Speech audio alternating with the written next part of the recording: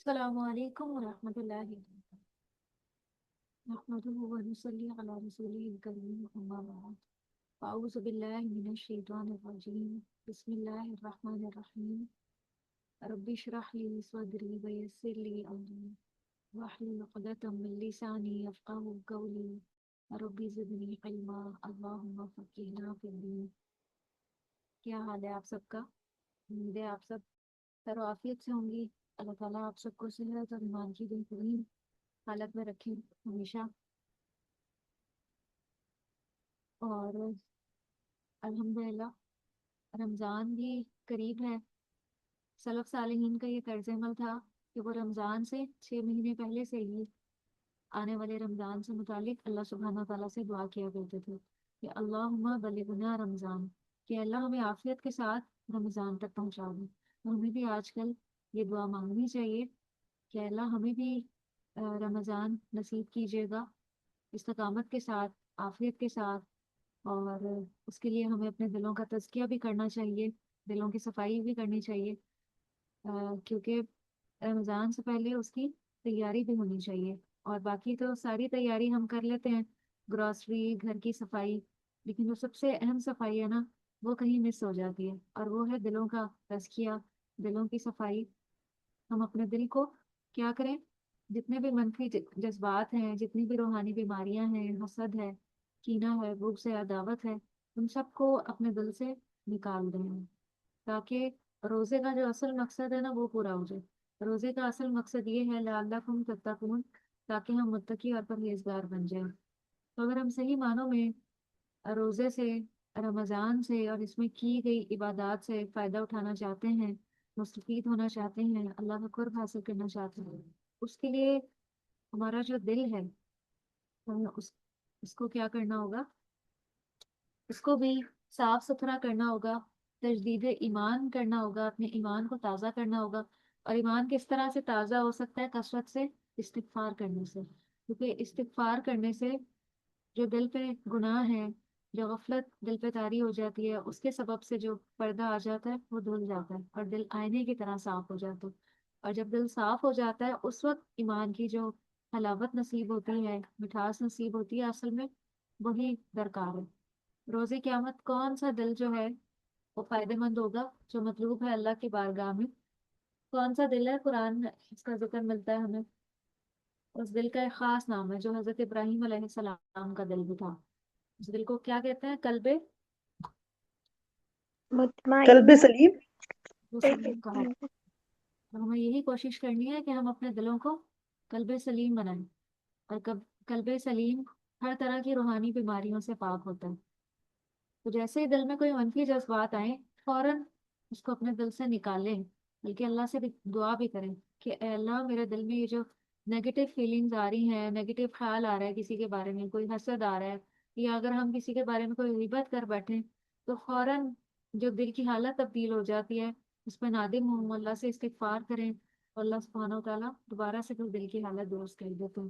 اور ایک حدیث سے پتہ چلتا ہے کہ اگر بندہ مومن کوئی گناہ کرتا ہے اور وہ اس پہ توبہ استغفار کرتا ہے تو وہ گناہ اس کے دل سے دھل جاتا ہے۔ لیکن اگر وہ گناہ کرتا چلا جائے، نادم نہ ہو، استغفار نہ کرے، تو ایک وقت ایسا آتا ہے جب پورا دل سے ہو جاتا ہے، اور ایسے دل پہ پھر مہر لگ جاتی ہے، نیکی کی کوئی بات پھر اس دل پہ اثر نہیں کرتی ہے۔ تو ہمیں اس کیفیت سے اپنے دل کو بچانا ہے، اپنے دلوں کو قلب سلیم بنانا ہے انشاءاللہ اس رمضان میں، اور اس سے پہلے اس کی تیاری کرنی ہے۔ ابھی سے ہی قرآن کی تلاوت کا ایک معمول بنا لیں اور ایک روٹین بنا لیں۔ سلف صالحین کہا کرتے تھے کہ رجب کا جو مہینہ ہے وہ کھیتی بونے کا مہینہ، اور جو شبان کا ہے وہ اس کو پانی لگانے کا مہینہ ہے، اور جو رمضان ہے وہ کھیتی کو کاٹنے کا مہینہ ہے۔ یا وہ کہا کرتے تھے کہ رجب کا مہینہ ہوا کی مانند ہے، شبان کا مہینہ جو ہے وہ بادلوں کی مانند ہے، اور رمضان جو ہے وہ بارش کی مانند ہے۔ تو اس لیے رمضان کی تیاری اس کے آنے سے پہلے ہی، ابھی سے ہی ہم حاجت کے نوافل بھی پڑھیں، اور اپنی ایک روٹین سیٹ کریں جو ہم اپنی رمضان میں کرنے والے ہیں۔ تو انشاءاللہ رمضان سے پہلے ہی ہمیں اس کا فائدہ نصیب ہوگا انشاءاللہ۔ آج کا ہمارا لیکچر نمبر 16 ہے، اور اس میں ہم وضو کے بارے میں پڑھیں گے کہ نماز میں وضو سے پہلے بسم اللہ کی کیا अहमियत है। क्या ये पढ़ना मसनून है या ये पढ़ना वाजिब है? मसनून का और हुक्म होता है और वाजिब का और हुक्म होता है। मसनून जो है अगर उसको स्किप भी कर दे तो कोई गुनाह वाली बात नहीं होती, लेकिन वाजिब जो है उसको छोड़ा नहीं जा सकता। तो इसमें एक हदीस जो आपकी इस मुज़क्रे में दी गई है वो हजरत अबू हुरैरा रज़ियल्लाहु अन्हु से मरवी है। इसको आप खोल लें, लेक्चर नंबर 16 को। व अन अबी हुरैरा रज़ियल्लाहु अन्हु क़ाल क़ाल रसूलुल्लाहि सल्लल्लाहु अलैहि वसल्लम ला वुज़ूअ लिमन लम यज़कुर इस्मल्लाहि अलैहि, अखरजहु अहमद व अबू दाऊद व इब्न माजा बि इस्नादिन ज़ईफ़। हज़रत अबू हुरैरा रज़ियल्लाहु अन्हु रिवायत करते हैं कि नबी करीम सल्लल्लाहु अलैहि वसल्लम का इरशाद है कि वुज़ू का आगाज़ करते वक्त जिसने पहले बिस्मिल्लाह ना पढ़ी उसका कोई वुज़ू नहीं। इस हदीस को इमाम अहमद ने, अबू दाऊद ने और इब्न माजा ने रिवायत की है, मगर उनकी बयान करदा सनद जो है वो ज़ईफ़ है। और तिर्मिज़ी ने यह हदीस सईद बिन ज़ैद से रिवायत की है, और इसी तरह इसे अबू सईद से भी रिवायत किया है। तो हजरत बिलाल रजील अन्हु के बारे में आता है कि वो हर वुजू से पहले 2 नफल पढ़ लिया करते थे। इसकी वजह से नबी करीम सल्लल्लाहु अलैहि वसल्लम ने उनके कदमों की आहट जन्नत में सुनी, जिसको तहियतुल वुजू कहा जाता है। हमें इसका भी एहतमाम करना है कि जब भी हम वुजू करें कोशिश यही करनी है कि हम ताज़ा वुजू करें, जैसे हर नमाज के लिए या कुरान की तिलावत से पहले। पीछे जहाँ हमने वुजू के बारे में पढ़ा था, तो वहाँ हमने ये पढ़ा था कि हमें अजर सवाब के लिए हर नमाज के लिए वुजू कर लेना चाहिए। इससे ज्यादा अजर होता है। वैसे तो नमाज हो जाएगी अगर हमारा वुजू होगा, लेकिन यहाँ आप देखें कि हजरत बिलाल वो तहियतुल वुजू 2 रकात नफल पढ़ लिया करते थे जब भी वो वुजू करते थे। और इसकी वजह से नबी करीम सल्लल्लाहु अलैहि वसल्लम ने जन्नत में उनके कदमों की आहट सुनी। उनको इतना बुलंद मकाम और मर्तबा मिला, और इसकी वजह यही है कि अल्लाह सुब्हानहू व तआला को भी तहारत और पाकीज़गी बहुत पसंद है। और नबी करीम सल्लल्लाहु अलैहि वसल्लम रात को सोने से पहले भी वुजू किया करते थे। हमें भी इसकी आदत और मामूल बनाना है, और हमने कोशिश करनी है कि इस रमज़ान हमें जो भी सुन्नत पता चले हम उस पर ज़रूर अमल करें, क्योंकि सुन्नतों से जो है अल्लाह सुब्हानहू व तआला की मोहब्बत का हसूल होता है, अल्लाह ताला की मोहब्बत हासिल होती है। जैसे कुरान में भी है, कुल इन कुंतुम तुहिब्बूनल्लाह फत्तबिऊनी युहब्बिबकुमुल्लाहु व यगफिर लकुम ज़ुनूबकुम। क्या मतलब है इसका? कि अगर तुम अल्लाह की मोहब्बत हासिल करना चाहते हो ना, फिर नबी करीम सल्लल्लाहु अलैहि वसल्लम की इत्तबा करो। तो हमें अपने दिलों में अल्लाह की जो मोहब्बत का बीज है ना उसको दोबारा से ताज़ा करना है। हमें जो भी नबी सल्लल्लाहु अलैहि वसल्लम की सुन्नत पता चले हम उस पर अमल करेंगे। एक तो अजर की नीयत से, और दूसरा अल्लाह सुब्हानहू व तआला की मोहब्बत हासिल करने के लिए। आप सल्लल्लाहु अलैहि वसल्लम की इत्तबा और पैरवी अल्लाह सुब्हानहू व तआला की मोहब्बत के हसूल का रास्ता है। तो आप सोने से पहले वुजू किया करते थे, हम भी इंशाल्लाह करेंगे। रात को जब आप उठते तब भी करते। हम सहरी के वक्त इंशाल्लाह जब उठेंगे अम, रोजे के लिए, तो उसमें भी हम उठ के वुजू कर लें, और फिर उसके बाद उस वक्त में सहरी के वक्त में तौबा इस्तिगफार करना भी बहुत फायदेमंद है, और नबी करीम सल्लल्लाहु अलैहि वसल्लम किया करते थे। उस वक्त अल्लाह सुब्हानहू व तआला आसमानी दुनिया में नुज़ूल फरमाते हैं और कहते हैं कि पुकार के कहते हैं कि है कोई मेरा बंदा जो मुझे पुकारे और मैं उसकी पुकार का जवाब दूं। है कोई मेरा बंदा जो मुझसे दुआ करे और मैं उसकी दुआ को कबूल कर लूं। तो इसलिए उस वक्त में उठ के तौबा इस्तिगफार करनी है, इंशाल्लाह अल्लाह से कसरत से दुआएं करनी है, अपनी दुआओं की एक लिस्ट बना लेनी है। जो जो भी हम दुआएं चाहते हैं, हम कई सालों से अल्लाह सुब्हानहू व तआला से मांग रहे हैं, तो वो हमें अल्लाह ताला से मांगनी है। जैसे कुरान में भी है कि व इज़ा सअलका इबादी अन्नी, कि जब भी आपसे मेरे बंदे मेरे बारे में सवाल करें तो आप क्या कहें? आप कहें कि फ़इन्नी करीब, कि मैं करीब हूँ। उजीबु दावत दाई दादान, जब भी मेरा बंदा मुझे पुकारता है मैं उसकी पुकार का उसे जवाब देता हूँ। तो अल्लाह सुब्हानहू ताला हमारी शहरत से भी ज्यादा हमारे करीब है। लेकिन दुख की बात यह है कि हम अल्लाह को पुकारने से पहले जितने भी आरजी सहारे हैं तमाम लोगों को पुकार लेते हैं, और उनसे आजिज आने के बाद फिर हमें अल्लाह की याद आती है और हम अल्लाह को पुकारते हैं। तो जो असल काम बनाना है ना वो अल्लाह ने बनाना है। جو اصل بیڑا پار کرنا ہے وہ اللہ سبحانہ و تعالیٰ کی طرف سے ہونا ہے، جو اصل مشکل آسان ہونی ہے نا وہ اللہ کی طرف سے ہونی ہے۔ تو کیوں نہ ہم اللہ کا در تھامیں اور اللہ سے دوستی کریں، اور سب سے پہلے ہم اللہ کو پکاریں۔ تو ایسے ہی بندوں کو اللہ سبحانہ و تعالیٰ پھر بے نیاز کر دیتے ہیں، اور یہ جو بے نیازی کی کیفیت ہے نا یہ بڑی خوبصورت ہے، کہ ہمارے دل میں غیر اللہ کا خیال ہی نکل جائے، دل میں خیال ہو تو صرف اللہ کا، تو وہ ذات مجھے کافی ہے، میری اس مشکل کو وہ آسان کر دیتی وہ ذات۔ تو جس کا اللہ سے ایسا تعلق ہوتا ہے نا تو اللہ سبحانہ و تعالیٰ پھر اس کے دل کی پکار کے بھی جواب دیتے ہیں، دل میں آنے والے خیالات کو بھی اللہ سبحانہ و تعالیٰ پورا فرما دیتے ہیں۔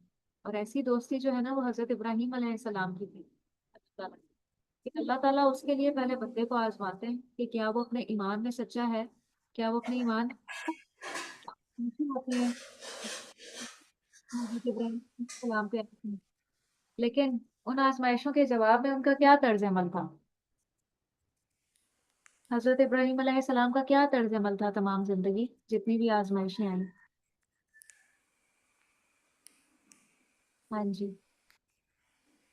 بتائیں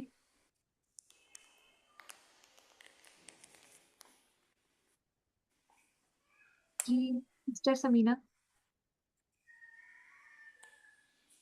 حضرت ابراہیم علیہ السلام کا میڈم سب صبر، استقامت اور توحید کو، کلمہ حق بلند کرنا۔ اللہ کی طرف یکسو تھے، شرک سے بیزار تھے، اور یکسو تھے جتنے جی۔ تھے اس میں وہ پورے اترے انہوں نے۔ جی جی، ہر آزمائش پہ پوری اترے اور صبر استقامت کو نہیں چاہیے۔ دل جمی کے ساتھ اللہ کے راستے پہ قائم و دائم رہے۔ تو اگر ہم بھی، جی جی، ہمارا طرز عمل ہوگا تو اللہ سبحانہ و تعالیٰ کی دوستی نصیب ہوگی۔ تو انشاءاللہ نبی انشاءاللہ۔ کریم صلی اللہ علیہ وسلم ہر وقت باوضو رہنے کی کوشش کرتے تھے، اور بیوی سے ریلیشن کے بعد اگر کوئی غسل کے بغیر سونا چاہ رہا ہو پھر وہ کیا ہے کہ ایک دفعہ وضو کر لے، اور یہ استحباب کے درجے میں ہے، یعنی مصنون ہے، فرض نہیں ہے، اگر کوئی نہیں بھی کرتا تو ٹھیک ہے۔ لہٰذا راجع یہ ہے کہ بسم اللہ وضو کرنے سے پہلے لازمی اور ضروری ہے، واجب ہے۔ واجب اسے کہتے ہیں کہ جسے چھوڑا نہیں جا سکتا، کہ اگر کوئی یہ سوچے کہ اچھا بسم اللہ اگر میں نہ بھی پڑھوں تو ایسا نہیں ہے، اس کا وضو ہی نہیں ہوگا۔ حدیث کے الفاظ کیا کہہ رہے ہیں کہ لا وضو لمن لم یذکر اسم اللہ علیہ، اس کا وضو ہی نہیں ہے، اللہ کا نام نہیں، تو اس لیے پڑھنا واجب ہے۔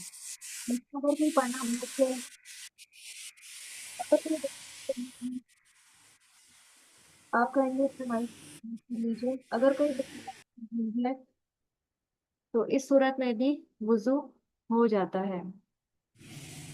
حضرت سعید بن زید کے بارے میں یہاں پہ بتایا جا رہا ہے، کیونکہ اس کی جو دوسری روایت ہے اسی حدیث کی جو ہم نے اوپر پڑھی وہ حضرت سعید بن زید کی روایت ہے، اور وہ روایت درست ہے۔ ان کا جو پورا نام ہے عمر بن نفیل ہے، یہ ادوی ہیں، یعنی بنو ادی سے ان کا تعلق ہے۔ حضرت عمر بن خطاب رضی اللہ عنہ سے ان کا تعلق وہ بھی بنو ادی سے تھے اور قریشی ہیں، اور ان کی کنیا جو ہے ابو العامر ہے۔ یہ اشرا مبشرہ میں سے ہیں، یعنی ان 10 صحابہ کرام میں سے ہیں جنہیں اس دنیا میں ہی جنت کی بشارت مل گئی، ان میں حضرت سعید بن زید بھی ہیں۔ یہ حضرت عمر بن خطاب کے بہنوئی بھی ہیں، بہت شروع میں ایمان لانے والوں میں ان کا بھی نام ہمیں ملتا ہے، اور ان کی یہ بڑی خصوصیت ہے کہ چونکہ حضرت عمر کی بہن کے شوہر ہیں تو میاں بیوی نے پہلے اسلام قبول کیا، اور میاں بیوی کی وجہ سے پھر حضرت سعید اور ان کی بیگم فاطمہ بن خطاب کی کوششوں کی وجہ سے حضرت عمر نے بھی اسلام قبول کیا۔ یہ 6 نبوی کی بات ہے، نبوت کا 6واں سال تھا۔ اور ان 10 میں حضرت سعید بن زید شامل ہیں، حضرت ابو بکر صدیق، حضرت عمر بن خطاب، حضرت عثمان بن عفان، حضرت علی بن ابی طالب، پھر حضرت عبد الرحمن بن عوف، حضرت طلحہ بن عبید اللہ، اور حضرت زبیر بن عوام، حضرت سعد بن ابی وقاص اور سعید بن زید رضی اللہ عنہم شامل ہیں۔ عشرہ مبشرہ میں سے یہ ہیں تمام صحابہ کرام۔ اچھا، یہ جو حدیث ہے اس کے بارے میں کہا جا رہا ہے کہ امام احمد بن حنبل کو شک ہے اس کے ذوف کی وجہ سے، لیکن پیچھے جو ہم نے حدیث پڑھی ہے یہ بالکل صحیح ہے۔ شیخ البانی رحمہ اللہ نے بھی اس پہ صحیح کا حکم لگایا ہے۔ آپ اسی حدیث کو مکتبہ شاملہ میں بھی سرچ کیجیے گا۔ جیسے میں نے جامع خادم الحرمین میں اس حدیث کو سرچ کیا ہے، سنن نبی داؤد کی حدیث نمبر 101۔ دیکھیے یہ وہی روایت ہے کہ لا صلاۃ لمن لا وضوء له ولا وضوء لمن لم یذکر اسم اللہ علیہ۔ تو یہیں سے ہم اس کی تخریج بھی نکال سکتے ہیں کہ یہ حدیث اور کن کن کتابوں میں پائی جاتی ہے۔ جیسا کہ ہم نے کتاب میں بھی پڑھا تھا کہ اس کی تخریج کی ہے۔ تخریج کا مطلب یہ ہوتا ہے کہ یہ حدیث اور کن کن کتابوں میں پائی جاتی ہے۔ ابو داؤد میں اس کا نمبر 101 ہے، ابن ماجہ میں یہ 399 نمبر پہ آئی ہے، اور اسی طرح مسند احمد میں اس کا نمبر 9543 نمبر پہ ہے۔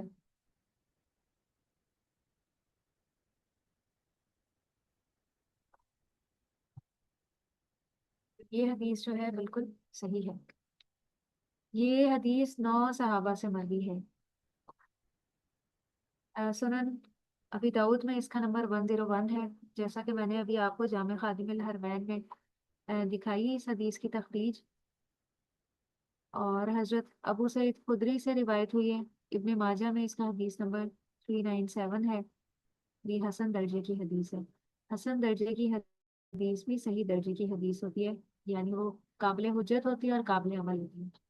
حضرت سعید بن زید رضی اللہ عنہ سے روایت ہوئی ہے، سنن ابن ماجہ میں، اور اس کا نمبر 398 ہے، اور یہ بھی حسن درجے کی ہے۔ پھر اس کے علاوہ حضرت عائشہ رضی اللہ عنہا نے بھی اس حدیث کو روایت کیا ہے، دار قطنی میں اس کی روایت آئی ہے، وہ بھی حسن درجے کی روایت ہے۔ کہ حضرت سہل بن سعد سے ابن ماجہ میں یہ روایت آئی ہے، جو حدیث نمبر 400 ہے۔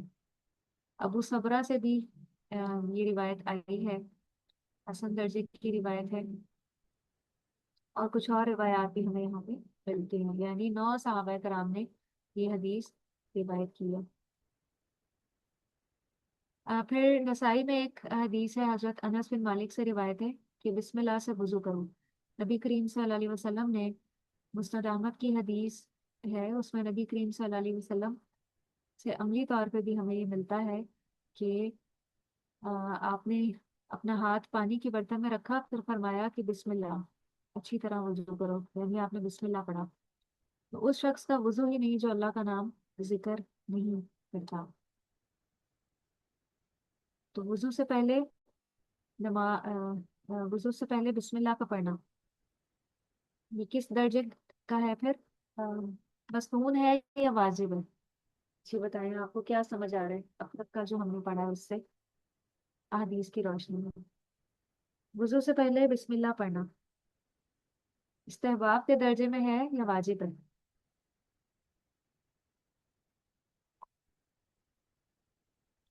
میں مسنون ہوگا۔ مسنون تو چھوڑا بھی جا سکتا ہے۔ حدیث کے الفاظ کیا کہہ رہے ہیں کہ اس انسان کا وضو ہی نہیں جو وضو سے پہلے بسم اللہ نہ پڑھے۔ لا وضوء لمن لم یذکر اسم اللہ علیہ۔ تو ابھی ویسے ہم پھر اس کے واجب ہوگا۔ واجب ہے کہ لازمی پڑھنا ہے، لیکن اگر کوئی بھول جاتا ہے اور اس کو نماز کے دوران یاد آتا ہے کہ اس نے تو وضو سے پہلے بسم اللہ پڑھا ہی نہیں، تو پھر ایسی صورت میں بھولنے پہ مواخذہ نہیں ہے، جو بھول جائے۔ تو یہ حدیث متعدد صحابہ کرام سے مروی ہے، جن کی تعداد 9 تک پہنچتی ہے۔ ہر حدیث کی صنعت کے متعلق محدثین نے کلام کیا ہے، تاہم ان کے مجموعے سے اس حدیث میں قوت پیدا ہو جاتی ہے، جو اس بات کی دلیل ہے کہ اس کی کوئی نہ کوئی اصل موجود ہے۔ اسی طرح جو شخص بسم اللہ نہیں پڑھتا اس کا وضو ہی نہیں۔ یہی حدیث جو سنن ابو داؤد کی ہے، شیخ البانی رحمہ اللہ نے اس کو صحیح قرار دیا۔ اگر بھول جائے تو دوبارہ وہ وضو کرے؟ اگر بھول جائے تو بھولنے پہ جو ہے پکڑ نہیں ہے۔ لا یکلف اللہ نفسا الا وسعها۔ اچھا، یہاں پہ یہ بتایا جا رہا ہے کہ بسم اللہ پھر وضو کا رکن ہے۔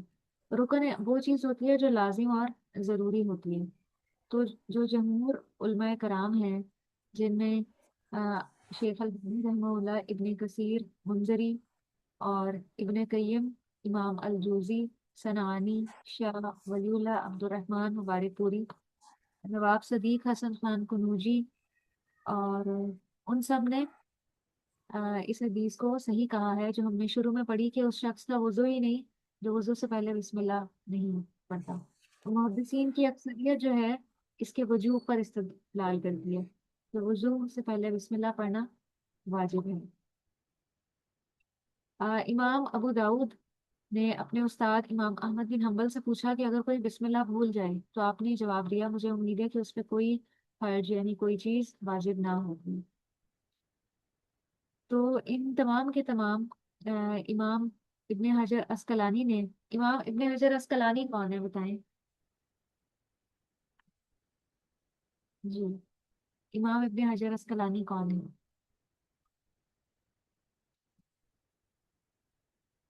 جی، ان کے بارے میں تو آپ کو ضرور پتا ہونا چاہیے.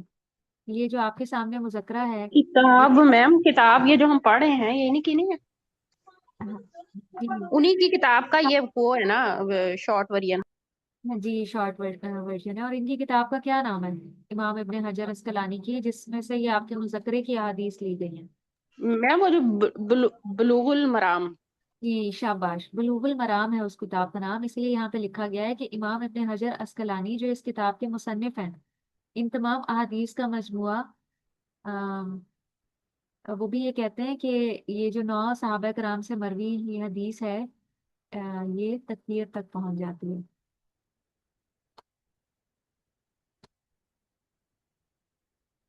تو اگر کوئی بھول جائے تو پھر قرآن کی یہی آیت کہ لا یکلف اللہ نفسا الا وسعہا، کہ اللہ سبحانہ و تعالیٰ کسی پر بھی اس کی حیثیت سے بڑھ کے بوجھ نہیں ڈالیں گے. تو بھول پہ پکڑ نہیں ہے، جان بوجھ کے کرنے پہ پکڑ ہے، لیکن جو انسان بھول کا شکار ہو جائے اس پہ پکڑ نہیں ہے.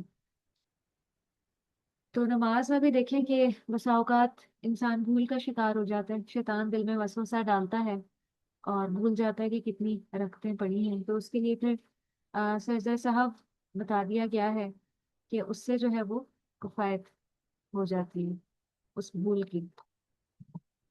تو نبی کریم صلی اللہ علیہ وسلم نے ایک موقع پہ فرمایا کہ ان اللہ تجاوز لی ان امت الخطا والنسیان ومس تکرہ علیہ، کہ اللہ تعالیٰ نے میری خاطر میری امت سے 3 قسم کے کاموں اور گناہوں کو معاف کر دیا. ایک تو خطا ہے، ایک نسیان ہے، اور ایک وہ کام جن کے کرنے پر انہیں مجبور کر دیا گیا ہو. کن کاموں پہ انسان بسا اوقات مجبور کر دیا جاتا ہے؟ کہ جیسے نبی کریم صلی اللہ علیہ وسلم کے دور میں بہت سے پکے اہل ایمان، کفار ان کے ساتھ جب بہت زیادہ ناروا سلوک کرتے تھے کہ ان کی جان کے در پہ ہو جاتے تھے، تو انہیں یہ رخصت دے دی جاتی تھی کہ وہ اپنی جان بچانے کے لیے اگر زبان سے کہہ بھی دیتے ہیں کوئی کفریہ بات، لیکن ان کے دل میں ایمان ہو، تو اللہ سبحانہ و تعالیٰ اس پہ مواخذہ نہیں کریں گے. اسی طرح اگر کوئی کسی ایسی جگہ پہ ہے کہ اس کو اپنی جان بچانے کے لیے حرام چیزیں کھانے کے لیے اویلیبل ہے، تو ایسی صورت میں بھی اس کو کیا رخصت دے دی گئی ہے کہ وہ اب مجبور کر دیا گیا ہے، وہ اپنی جان بچانے کے لیے چند لقمے اس میں سے کھا لیتا ہے کہ اس کی جان بچ جائے. تو ایسی چیزوں پہ اللہ سبحانہ و تعالیٰ کی طرف سے مواخذہ نہیں ہوگا. اسم اور خطا میں جو ہے نا وہ فرق ہے. اسم کہتے ہیں اسمن، جان بوجھ کر اور ارادی طور پہ کوئی گناہ کرنا، اور خطا کہتے ہیں کہ غیر ارادی طور پہ جو دل کے اوپر بلیک ڈاٹس لگتے ہیں نا، وہ اس اسم یعنی گناہ کی وجہ سے ہی لگتے ہیں. جو انسان ارادی طور پہ اللہ کی نافرمانی کا کوئی بھی کام کرتا ہے تو اس پہ جو ہے نا وہ دل کے اوپر ایک سیاہ نقطہ لگ جاتا ہے، جس کے بارے میں حدیث میں الفاظ ہیں کہ اگر بندہ مومن اس پہ استغفار نہیں کرتا تو وہ سیاہ نقطہ بڑھتے بڑھتے پورے دل کو سیاہ کر دیتا ہے، جس کے بعد دل پہ مہر لگ جاتی ہے. اور خطا وہ ہوتی ہے جو جس کو نسیان کہا جاتا ہے، بھول جو ہر انسان سے ہو جاتی ہے، کمی کوتاہی غلطی جو وہ جان بوجھ کے نہیں کرتا، لیکن انسان ہونے کے ناطے وہ بھول کا شکار ہو جاتا ہے. جیسے حضرت آدم علیہ السلام نے جب وہ پھل کھایا جس سے اللہ سبحانہ و تعالیٰ نے انہیں منع کیا تھا، تو اس کے لیے خطا کا ورڈ استعمال کیا گیا کہ ان سے خطا ہو گئی، بھول ہو گئی ان سے. शैतान ने उन्हें भुलवा दिया।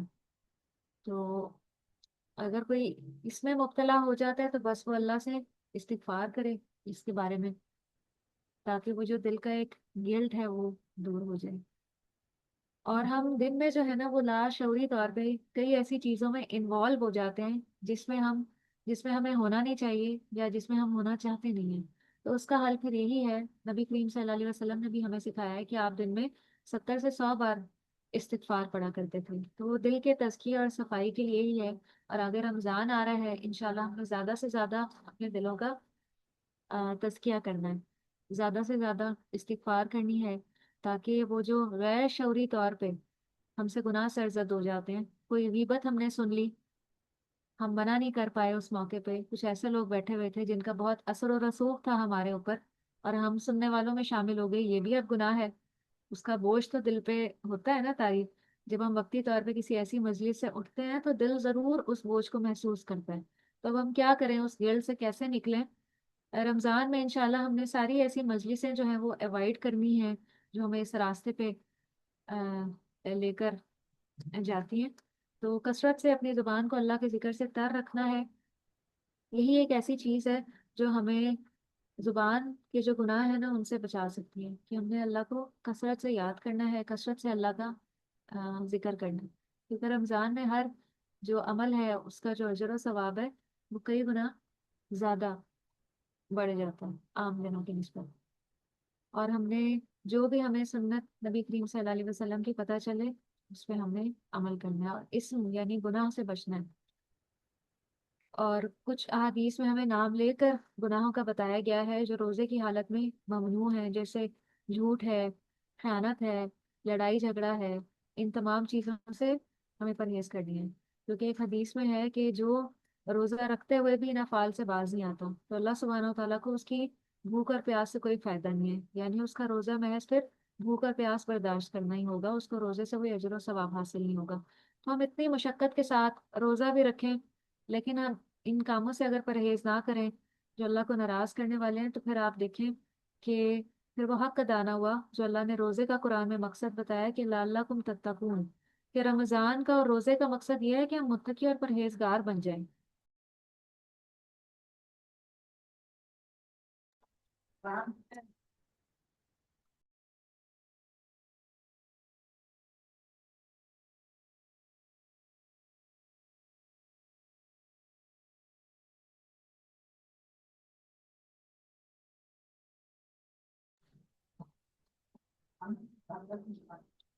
जी। तो हमें गुनाहों से बचना है, और जो खता है उस पे भी इंशाल्लाह इस्तिगफार करते रहना।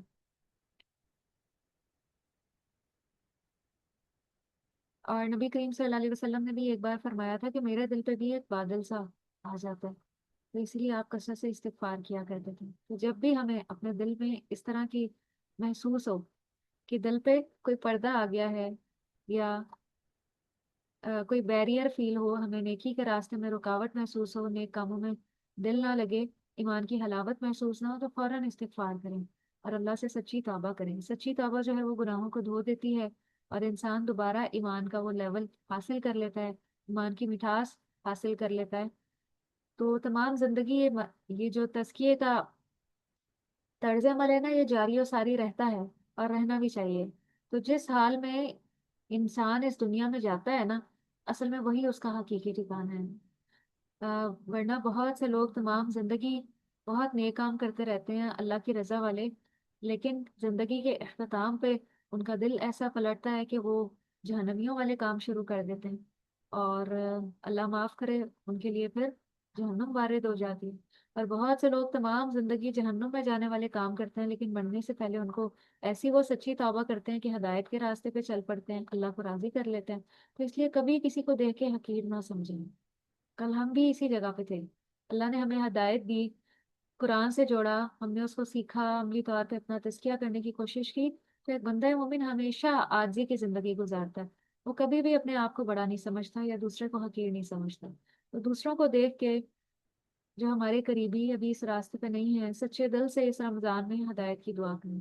दिल अल्लाह सुब्हानहू तआला की दो उंगलियों के दरमियान है, جب فرشتہ جبرائیل نبی کریم صلی اللہ علیہ وسلم کے پاس آئے، اس قوم نے انہیں ستایا کہ ان پہ اللہ کا عذاب نازل کر دیا جائے، تو آپ نے فرمایا کہ نہیں، ہو سکتا ہے کہ ان کی آنے والی نسلوں میں کو ہدایت نصیب ہو، خیر نصیب ہو، کہ اگر ان کے حق میں میری بدعا قبول ہو سکتی ہے تو انشاءاللہ دعا بھی قبول ہوگی۔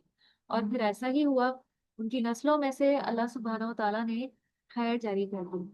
وہ اس لیے کبھی کسی کے حق میں بدعا نہ کریں، بلکہ دل سے دعا کریں۔ کسی سے اگر کوئی پریشانی یا اذیت پہنچتی بھی ہے، تکلیف پہنچتی بھی ہے، تو ایک بندہ مومن ہمیشہ احسان کا رویہ اختیار کرتا ہے، وہ درگزر کرنے والا ہوتا ہے۔ اور ان اللہ یحب المحسنین، اللہ سبحانہ و تعالیٰ احسان کرنے والوں سے محبت رکھتے ہیں۔ ہے تو یہ بہت مشکل کام کہ کوئی ہمیں اذیت دے رہا ہے، کسی کی وجہ سے ہمیں پریشانی کا سامنا، اور ہم اس کو اللہ کی رضا کے لیے معاف کر دیں، لیکن یہی راستہ ہے اللہ کی محبت کے حصول کا۔ تو انشاءاللہ ہم نے محسن بننا ہے۔ اچھا، اب اس میں راجے دیکھ لیتے ہیں۔ راجے جو ہے نا وہ بسم اللہ وضو کے آغاز میں واجب ہے، اور یہی مسلک جو ہے نا وہ راجے ہے، راجے کہتے ہیں درست مسلک۔ اچھا، اس میں آپ دیکھیں کہ پورا بسم اللہ الرحمن الرحیم ہم نہیں پڑھیں گے، صرف بسم اللہ پڑھیں گے، کیونکہ حدیث میں جو ہمیں الفاظ ملتے ہیں وہ یہی ملتے ہیں کہ نبی کریم صلی اللہ علیہ وسلم بس صرف بسم اللہ کہا کرتے تھے۔ 9 کرام سے یہ روایت ہے، اور محدثین کی اکثریت نے اس حدیث کی تصدیق کی ہے۔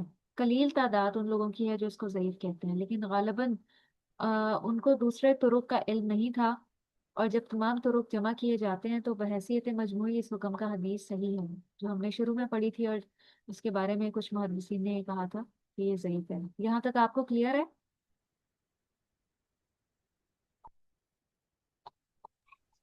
جی میم، کافی ہوا تو ہے۔ جی میں نے کہا میم ہوا تو ہے کلیئر۔ جی، کچھ کلیئر نہیں ہوا تو پوچھ لیں۔ وضو سے پہلے بسم اللہ پڑھنے کا کیا حکم ہے؟ مسنون ہے یا واجب ہے؟ واجب میم، واجب ہے۔ جی، یہ واجب ہے، لازمی پڑھنی ہے، چاہے ہم غسل سے پہلے وضو کر رہے ہوں یا نماز کے لیے وضو کر رہے ہوں، ہر حال میں اس سے پہلے بسم اللہ سے ہی آغاز کرنا ہے۔ چلے، رمضان سے پہلے ہمارا لاسٹ سیشن تھا، انشاءاللہ اب رمضان کے بعد ہی ہماری دوبارہ سے کلاس ہوگی انشاءاللہ۔ آپ رمضان میں کوشش کیجیے گا کہ پچھلے لیکچرز دوبارہ سے ایک بار ریوائز کر لیجیے گا، اور اگر کچھ رہ گیا ہو تو پھر پوچھ لیجیے گا، ٹھیک ہے؟